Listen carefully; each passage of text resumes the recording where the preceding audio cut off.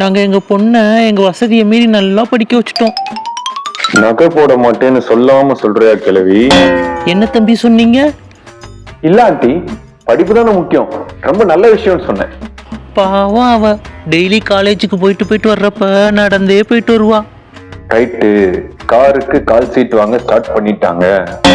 கவலைப்படாதீங்க ஆண்டி, இப்பெல்லாம் கவர்மெண்ட் பஸ்ஸே ஃப்ரீ தான்.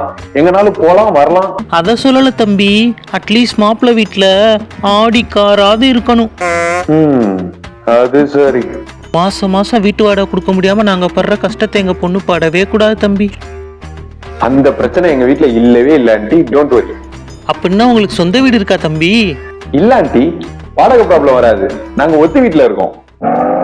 இல்ல தம்பி, சொந்த வீடு இருக்க மாப்பிள்ளைக்கு தான் நாங்க பொண்ணு கொடுப்போம். ஏன் ஆண்டி, ஒரு டவுட். ஆடிக்கார் வச்சுட்டு சொந்த வீட்டுல இருக்கவன் உங்ககிட்ட சம்பந்தம் பண்ணி திடீர்னு ஒரு நாள் அந்த ஆடிக்கார்ல உங்க வீட்டுக்கு வரான். அந்த ஆடிக்கார் நிப்பட்ட இடம் இருக்கா?